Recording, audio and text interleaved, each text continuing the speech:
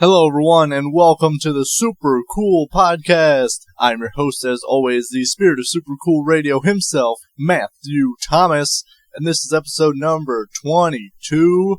Our featured band of the week is Raven Black, and I'm going to review their brand new album that they just released. It is entitled The Key. This is their third album. I'm going to start, as I normally do, with the cover art. Now, the pre-order for The Key, it looked really sick. It was black and green. I thought it looked really cool. I have the normal version, which is black and white, which I still really dig. I like that it has like the old, kind of like mansion-looking key. And I also noticed that there's a clock at the top of the key, and it's pointing to number 13. Nice little detail they added in there as well. Overall, it's got a nice spooky vibe to it. I see there's, in the back, it looks like there's a tree. So I think it was very well done. Very professional looking key and cover art. Before I start this review, this was a journey. This whole album, The Key, is a journey for the person listening. Definitely deals with some heavier topics. So it took me a little bit to get through this album to really unpack everything that Raven Black was talking about, not only in Raven's lyrics, but in the music. So I'm going to start with the second song. It is Hear Me Cry. This is a very heavy, dark, and emotional song. Sit here all alone, in the dark. No one knows. Do you ever care? Will it even matter? This is someone thinking about suicide throughout this whole song. So I say it's a very deep and emotional song. And I find the reasons why I am alone again. See the scars pushed so far. It's definitely someone who's in a dark mindset and just trying to find reasons of why they shouldn't be alive. And it really hits emotionally, especially with everything going on this year, 2020. Mental health is a very important topic. And it really just shows very graphically what someone in that mindset is thinking. And you hear Raven singing, but then you also hear at the same time some harsh vocals. I really like that. It's like the person's thoughts and then their dark inner thoughts combining to make this voice. So I thought that was very cool, very well done. It really gives a good picture of what's going on in someone's mind. Yeah, this is someone crying out for help. Why did I change my life? Someone's in my head, asking these questions. These are thoughts people contemplating suicide have. I like how the song, it slowly builds. It starts off softer, and then by the minute mark, it just goes full tilt to a heavy metal song. This song really gave me goosebumps just throughout this whole thing. Just hearing it, actually physically hearing what someone goes through in this situation, it's very powerful. Asking, please hear me cry, calling out your name, someone take my hand, someone help me stand. This is someone who's crying out for help, but they're not getting the response, or no one's listening, they think. Especially with everything going on this year, I think this song is very relatable to everybody. We've all gone through dark times in our lives. We've all gone through hard and difficult times, but we get through everything. If anyone thinks that life is not worth living, they should really reach out to somebody, because every life is worth living no matter what the situation is. There's always breaks, there's silver linings. It may look like a really dark tunnel, but there's usually light at the end of it. But I really like what Raven Black did with Hear Me Cry. It really materialized what someone thinking about suicide goes through. It's a very powerful song. I recommend everyone check it out. Also, if anyone is thinking about suicide, please reach out. There's support groups, there is friends, there are people that care about you. They put at the end of their music video the suicide hotline.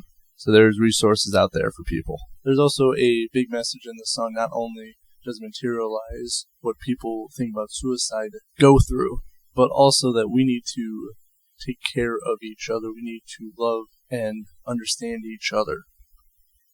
Third song is Darkest Pit. This is the second song I'm going to highlight. I love the guitar throughout this whole song. Just love it. It really grabs you, really grabs your attention, especially when you mix that with Raven's vocals. Wow, this song just grabs you and doesn't let you go. Drowning in my misery.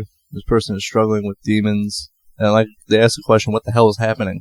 Someone going through a dark time will ask, what the hell is happening to me, or to my life, or to everything around me? People ask that question. Have to hide from all the pain and sadness and be in the darkest pit, like an escape. And what they talk about darkest pit is a mosh pit and a metal concert. That is what darkest pit is referring to, but I kind of took it as it's an escape. Everyone has some type of escape from the real world, whether it's music, video games, going to concerts, really anything that people find as an escape. Especially right now, it's very tense, and it's just very hard. So everyone needs a little bit of escape, a little bit of help. For me, it's going to concerts, listening to music. Obviously, concerts isn't happening, so I'm listening to a lot of music. I really like the lines, "Why am I so blind? Can't see the light." So really, depression can block all the light, all the goodness in our lives, and just focus on the negativity. You can really feel the anger that this person is going through in this situation, just the way Raven says all the lyrics and all the lines. A little bit of background about this song is written about a member of the Ravens Rejects, whose only escape from his personal hell was to hide in a mosh pit. So it was actually written about someone going through this exact situation as described in the darkest pit. And it's a coping mechanism for oppression and anger, is to do something you really enjoy. We all have mechanisms to deal with dark times in our lives. Some are positive, some are negative. So obviously, positive ones to escape everything. Like when concerts were around, I would go to concerts because I really like being with people who enjoy the same amount of music. I could talk to them about music, make friends. I made so many friends at concerts just by talking to them about music and about the bands they were going to see. So that was my escape. There's a lot of things out there. I do a lot of music stuff, do a lot of video editing, podcasts, as a way to escape from reality for a little bit, to focus on myself, and to expand on what I really like. So I think everyone should find that escape. So kind of my take on The Darkest Pit. Really love this song. It's these songs are very deep, they're very emotional. And I just want to mention the fourth song, He Is the One. They keep emphasizing. He can take away the sounds. He can make you cry all night. He never forgets your sins. He will give you all you need. He is the one in control. They say he is, followed by a few things like I mentioned. And I was trying to think, who is he? Is he the voice inside your mind? Is he the negative influences? Is he the devil? Is he the abuser in a relationship? He is kind of, to me, at least, a little open-ended about everything going on. I really like how they emphasized he is, followed by all the things that either abusers in relationships or the negative influences, how they can materialize. So I thought that was very well done. I'm going to highlight the fifth song, which is My Demons. It starts with Raven saying, "I walk through the valley in the shadows of death," a couple times, 2 or 3 times, I believe, from what I made out. And I like the lines. They emphasize this a lot. "If you can save me, come and take me." And also, "No salvation for myself." These are some very interesting lines from the song. The demons are inside of you. They are yourself. It's like fighting with yourself. There's a musical shift around the 2-minute mark. It's talking about blue skies and sunshine. It's very soft and piano music. I know they talked about medication earlier in this song, so I was like, is this kind of this person at medication saying, oh, this world is so wonderful and everything, blue skies and sunshine. So I kind of thought that was a very interesting take. It was very unexpected, and I really enjoyed that. It was kind of the musical change from this heavy metal music to piano music pretty much mid-song, and I thought that shift was very thought-provoking about what is going on in this song. So that's kind of my take, is this person's medicated and they see everything so wonderfully now. It only lasts for about 24-25 seconds, and the metal returns at the 2:24 mark. Also, she says, "I am screaming." It's like someone crying out for help with their demons. Kind of goes along with "Hear Me Cry," but it's like an internal struggle with this person's demons, which is really they're just fighting themselves. I think it's very relatable to many people, because I think many people have dealt with demons or continue to struggle with their demons, and it's an internal struggle. The music then ends with that same kind of piano music that you hear at the 2-minute mark. So again, I think it's the person now in medication seeing that the world is wonderful, but not addressing the issue that they still have with their demons. That musical shift for me really changed my perspective on the song about what is going on. I thought that was very well done to emphasize what this character is going through. I just want to mention the 7th song real quick. It is Risen from Ashes. I really like the lines, "There is tomorrow, I'm still alive." It's very, to me, motivational that no matter how bad of a day you have, you can rise from the ashes tomorrow and make yesterday feel like it didn't even happen. Because everyone goes through a natural curve of good days and bad days. So one day could be really bad, but the next day could be so good. So that's why you always have to face tomorrow. I thought that was a very positive message. And I'm going to highlight the 9th song. It is Carnival. This was actually my first song I actually heard from Raven Black. One of their singles. It was like the third single, I believe, for the key. Second or third. And I really love the guitar riff with the distortion. I thought it made a very unique sound. Plus, mixing the carnival music at the beginning, kind of giving that dark metal carnival come to life. And Raven asks quite a few questions of, what do you hear? What do you see when you close your eyes? And like you hear the response is carnival. Where do you go? The response is carnival. Crazy place where you can create, welcome home. Like we all have a carnival. We all close our eyes and we envision different things. So places where we go, either in our mind or physically, escape, or to find a place where we fit in, because maybe right now we're struggling to fit in with everything going on. So just to find a nice group of caring and kind people that we can fit in with. I think that's really the true story of Carnival. That's also my favorite song, because it's just finding a place where you're welcomed and embraced for who they really are.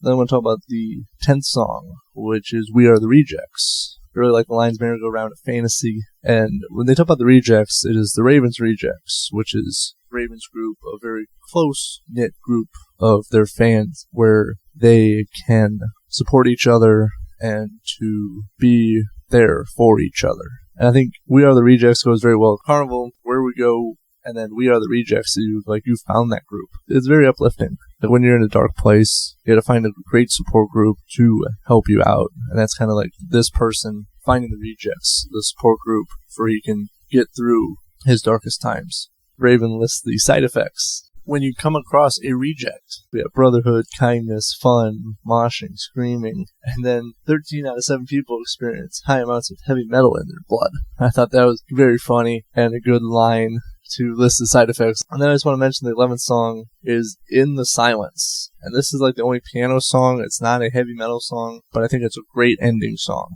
It's very calm, very different from like all the 10 other songs that we hear on this album, while In the Silence is a piano song. And it's just piano and Raven's vocals. I remember your face, I remember your smile, only gone for a while. Your light, it still shines on me. In the silence, the shadows, they all fall. Not alone at all. Like, you really feel the emotion in this song. You just hear it in Raven's vocals. She puts everything into this ending song. At the end, it says, we will meet again someday. And I kind of took it as one of two ways. The first way, and this is what I think, is that end of a concert, it's silence. It's kind of the end of that night.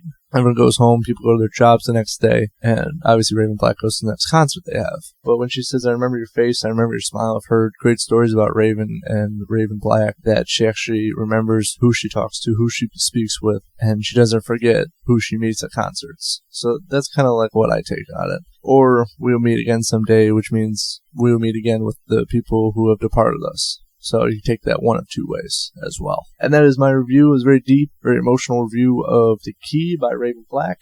They are a featured band of the week. And I'm really looking forward to on Friday, November 13th. Friday the 13th, very fitting, will be my interview with Raven of Raven Black. Really looking forward to chatting with her about everything about The Key and all things music. So please make sure to check out the Super Cool Radio Facebook page on Friday the 13th to see an interview with Raven Black. Please check out, stream, support Raven Black. Great band. They're very nice and kind, caring band as well. So check out everything they have to offer. And please listen to The Key. It is a dark metal carnival journey. It's a very thought-provoking album as well. So please sit down and listen to The Key and just experience the whole journey. Thank you, everyone, for listening to the Super Cool Podcast. I am your host, as always, Matthew Thomas.